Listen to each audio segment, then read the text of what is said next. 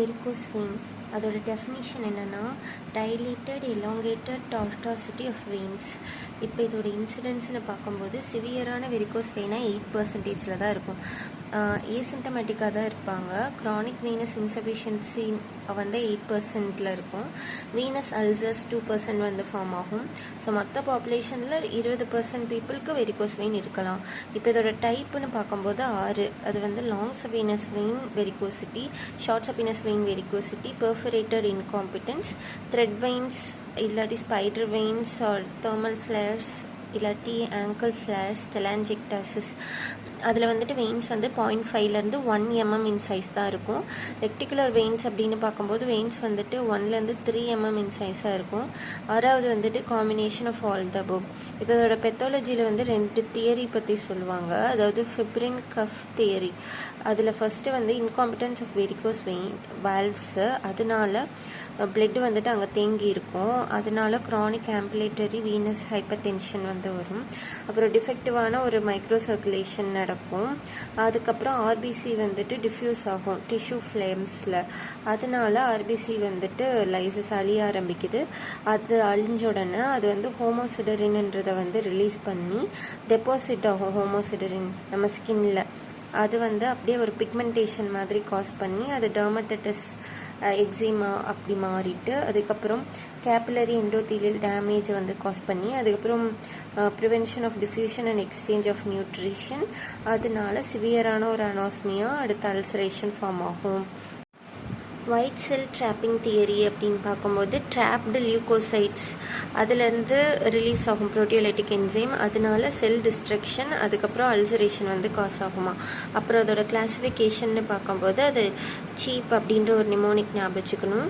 C வந்து கிளினிக்கலான classification, இ வந்து இட்டியாலஜிக் classification, ஏ anatomical, B வந்து பெத்தோஃபிசியாலஜிக்கல் டிஸ்ஃபங்க்ஷன்.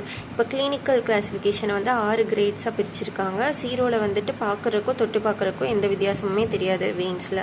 கிரேட் 1 அப்படின்னு பார்க்கும்போது த்ரெட் வெயின்ஸு, ஸ்பைடர் வெயின்ஸ் அந்த மாதிரி இருக்குது. அதாவது 3 mmக்கும் குறைஞ்சபட்சமாக இருக்கும். கிரேட் 2ல் வந்துட்டு 3 mmக்கு அதிகமாக வந்துட்டு இருக்கும் வெரிகோஸ் வெயின்ஸ்ன்றது கிரேட் 2.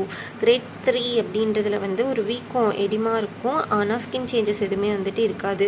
கிரேட் 4ன்னு பார்க்கும்போது வெரிகோஸ் வெயின்ஸ் இருக்கும், ஸ்கின் சேஞ்சஸோட, அதாவது எக்ஸிமா, பிக்மெண்டேஷன் இதெல்லாம் இருக்கும், ட்ரானி இன்டுரேஷன்.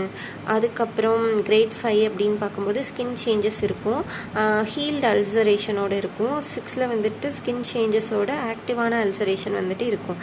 இப்போ ஈட்டியாலஜிக்கல் கிளாசிஃபிகேஷன் பார்க்கும்போது அதில் பிரைமரி செகண்டரி 2 காசஸ் இருக்குது. ப்ரைமரி காசஸில் கன்ஜெனிட்டல் அப்படின்னு பார்க்கும்போது வால்வ்ஸ் எல்லாம் வீக்காக ஆப்சண்ட்டாக இருக்கும். இங்கே வந்துட்டு டிஃபெக்டிவாக இருக்குமா, ஸ்மூத் மசில் இல்லாட்டி கனெக்டிவ் டிஷ்யூஸ்ன்றதெல்லாம். Inheritance of FOXC2 gene chromosome 16ல் வந்துட்டு இருக்கலாம். அப்புறம் கெப்பிள்ஸ் ட்ரெனானிங் சிண்ட்ரோம் அப்படின்னு பார்க்கும்போது கன்ஜெனிட்டலான ஒரு வாஸ்குலர் டிஸார்டர். இங்கே வந்துட்டு மால்ஃபார்மேஷன் வந்துட்டு இருக்கும் பிளட் வெசல்ஸ், சாஃப்ட் டிஷ்யூஸ், போன்ஸ்லலாம். செகண்டரி காசஸ் அப்படின்னு பார்க்கும்போது அவங்களுடைய ஆக்குபேஷனால், அதாவது ரொம்ப நேரம் நின்றுட்டே இருக்கிற மாதிரி வேலை செய்கிறதுனால. அப்புறம் ரிக்கரண்ட்டான த்ரோம்போப்ளிபைட்டிஸ், அப்புறம் iliac vein thrombosis, arteriovenous malformation, obstruction to abdominal venous ரிட்டர்னால் ப்ரெக்னென்சிக்கு முன்னாடியோ இல்லை அப்புறமோ வந்துட்டு வரலாம். எந்த இடத்துல எல்லாமே வெரிகோஸ் வெயின் அதிகமாக வரும் அப்படின்னு பார்க்கும்போது லோவர் லிம் தான் ரொம்பவே காமன். அது இல்லாமல் lower end of oesophagus, umbilicus, para அம்பிளிகஸ்லேயும் வந்துட்டு வரலாம். இப்போ இதோட கிளினிக்கல் ஃபீச்சர்ஸ்னு பார்க்கும்போது மோஸ்ட்டாக ஃபீமேலுக்கு தான் வந்துட்டு வரும். 10:1 ரேஷியோ தான் மேல் ஃபீமேலில். அதுவும் காமனாக லெஃப்ட் சைடு தான் வந்துட்டு வரும். மிடில் ஏஜ் இல்லாட்டி யங் பீப்புள் கூட ரொம்ப காமனாக வரும்.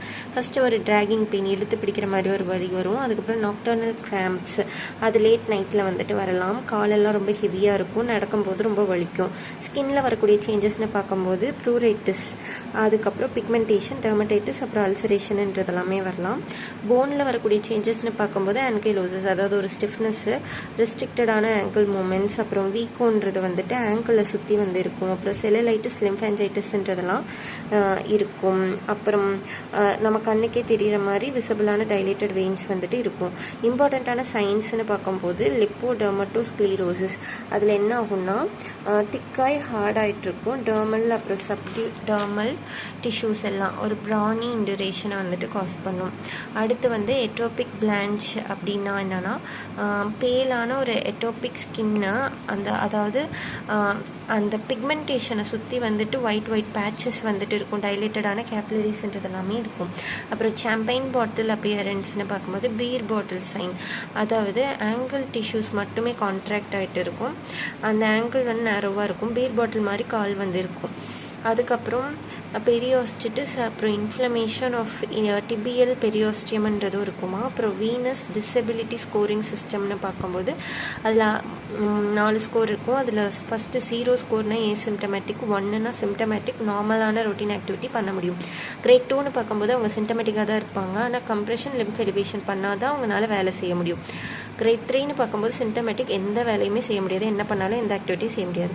இன்வெஸ்டிகேஷன் என்னென்ன பார்க்கணுன்னா blood sugar, platelet count, Doppler scan, duplex scan, venogram. அதில் அசெண்டிங் டிசெண்டிங் அப்படின்னு 2 இருக்குது. அப்புறமா காம்ப்ளிகேஷன் இன் வெரிகோஸ் வெயின்னு பார்க்கும்போது வெரிகோஸ் எக்ஸிமா, வெரிகோஸ் அல்சர், அது காம்ப்ளிகேட் ஆகி மார்ஜோலின்ஸ் அல்சராக வந்து வரலாம். அப்புறம் த்ரோம்போசிஸ், டிவிடி, த்ரோம்போப்ளிபைட்டிஸ், அப்புறம் டேப் சீக்வினா வைரஸ், வெரிகோஸ் வெயினில் ஏதாவது ஹெமரேஜ் வரலாம். ஆன்கைலோசிஸ் ஆஃப் அக்யூரஸ் டெண்டான்ன்றதும் வரலாம். வெரிகோஸ் வெயினுக்கு என்னென்ன டெஸ்ட் எடுக்கலான்னு பார்க்கும்போது 5 டெஸ்ட் வந்துட்டு நம்ம பண்ணலாம். அது வந்து பாடி ட்ரெனன் லென்பர்க் டெஸ்ட் அப்படின்னு இருக்குது. அதில் வந்து என்ன பண்ணோன்னா ஒரு டார்னிக்யூட்டை டைப் பண்ணணும். சஃபினோஃபிமோரல் ஜங்ஷனில் பேஷண்ட்டோட காலை வந்து தூக்க சொல்லணும். அப்போ வந்து வெயின்ஸ் எல்லாமே தடிச்சு போய் வந்துட்டு இருக்கும் தூக்கும் போது. இப்போ டார்னிக்யூட்டை கழட்டினக்கப்புறமும் வந்துட்டு ஃபில்லிங் வந்துட்டு நடக்கும். அது டைப் 2ன்னு கொண்டு வர்றாங்க. இது வந்து டைப் 1. அடுத்து வந்து டிவிடியை கன்ஃபார்ம் பண்ணுறதுக்காக 2 டெஸ்ட் பண்ணுறாங்க. அது வந்து பெர்தீஸ் டெஸ்ட், மாடிஃபைடு பெர்தீஸ் டெஸ்ட். இப்போ பெர்தீஸ் டெஸ்ட்னா என்னன்னா ஒரு எலாஸ்டிக் பேண்டேஜ்ன்றது வந்து அஃபெக்ட் ஆன காலில் சுற்றி வந்து கட்டிட்டு பேஷண்ட்டை வந்துட்டு நடக்கவோ எக்ஸசைஸ் பண்ணவோ சொல்லணும். அப்போ உங்களுக்கு ரொம்ப கடுமையான வலி வந்து இருக்குன்னா உங்களுக்கு டிவிடி வந்துட்டு பாசிட்டிவ். அடுத்து வந்துட்டு மாடிஃபைடான பெர்தீஸ் டெஸ்ட் அப்படின்னு பார்க்குறப்போ பேஷண்ட்டை வந்துட்டு அவங்களுடைய பிளட்டை வந்துட்டு எம்டி பண்ண சொல்லிவிட்டு அவங்கள வந்துட்டு நடக்க சொல்லணும். இப்போ வந்துட்டு அவங்களுக்கு சிவியரான பர்ஸ்டிங் பெயின் வந்து காஃப் மசில் இருந்தாலுமே அவங்களுக்கு டிவிடி இருக்குது அப்படின்னு தான் வந்துட்டு அர்த்தம். இது 2மே டிவிடிக்கு, வெரிகோஸ் வெயினுக்கு இல்லை. இப்போ வந்து 3 டார்னிக்யூட் டெஸ்ட் அப்படின்னு ஒன்று இருக்குது.